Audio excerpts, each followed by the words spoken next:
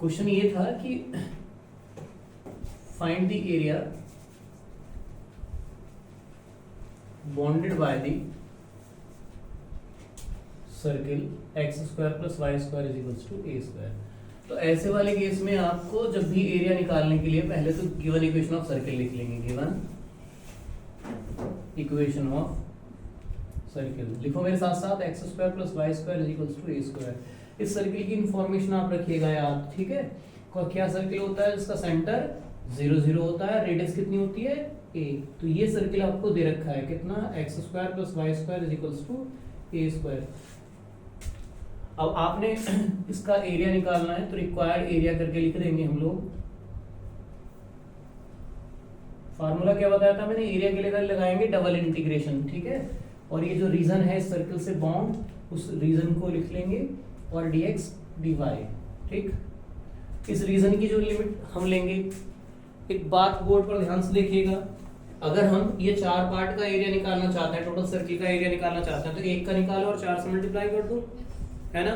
तो 4 times of, मैं इसको ऐसे कह सकता हूँ, एरिया किसका, इस वाले रीजन का, है ना।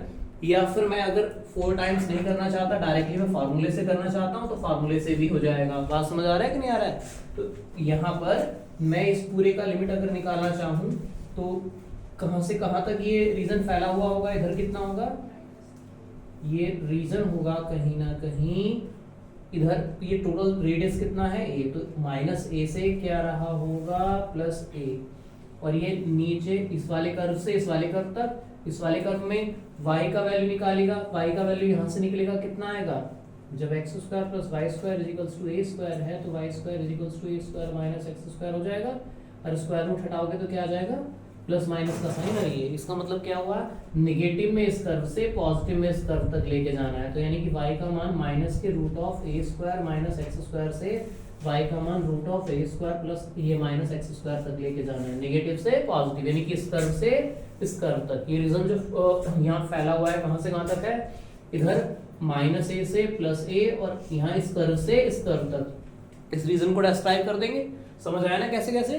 और उसके बाद बस आपने करना क्या है, इसमें रीजन का लिमिट रखना है। तो रीजन का लिमिट x का वैल्यू कितना है, माइनस के a से प्लस a, और y का कितना है, minus of root of a square minus x square से प्लस के root of a square minus x square, और यहाँ dx dy।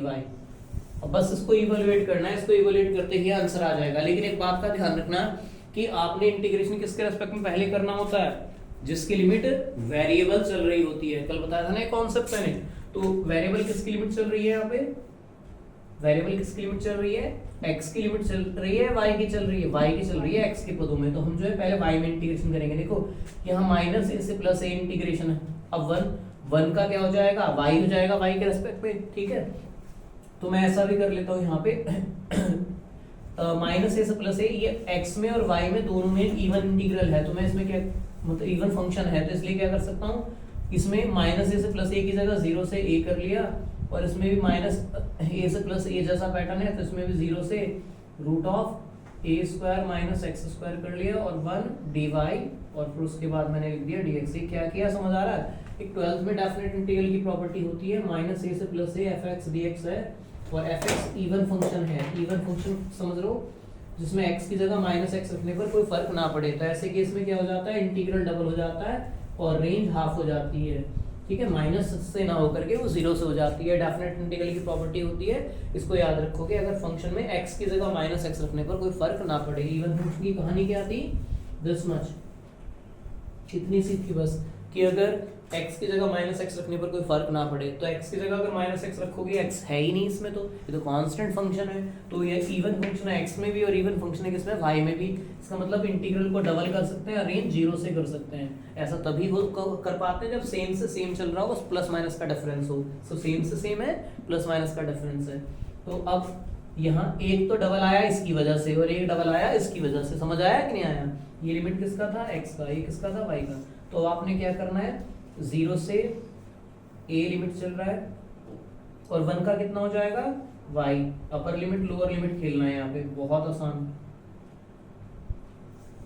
अब इसमें ये तो 4, 0 से a, अब y की जगह अपर लिमिट रखेंगे, कितना बनेगा, root of a square minus x square minus 0 रखेंगे तो कोई फर्क पड़ेगा क्या? नहीं, 0 ही आ जाएगा।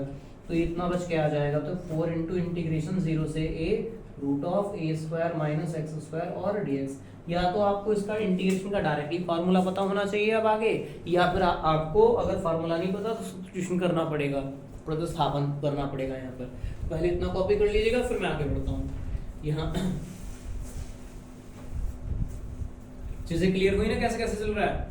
एक एक लाइन समझ समझ के लिखिएगा, जहां जो स्टेप जो लाइन ना समझ आए तो मुझे बताइएगा, तुरंत हाईलाइट करेंगे।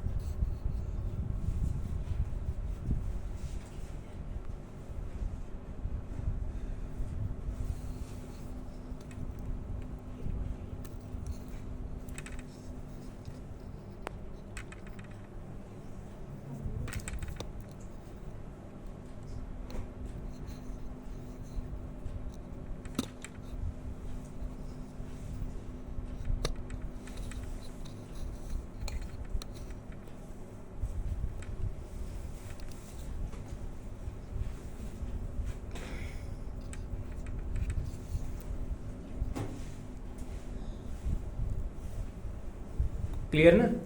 सर अगर कोई इक्वेशन दे रखी हो जिसका हमें ओरिजिन मतलब ये फाइंड ना करना हो तो उसका कैसे निकालेंगे? उसका भी एक अभी मैं प्रॉब्लम कराऊंगा आपको, उस पर डिपेंडेंट भी आपको एक करा दूंगा।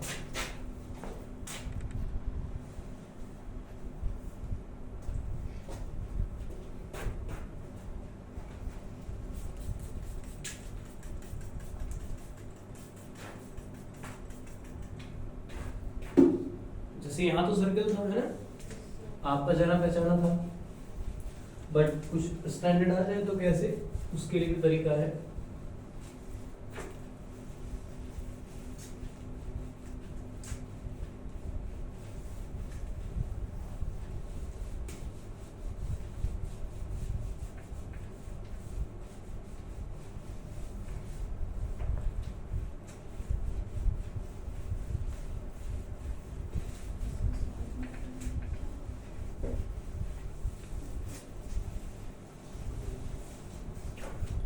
सो कहाँ तक पहुंचा था आपका एरिया?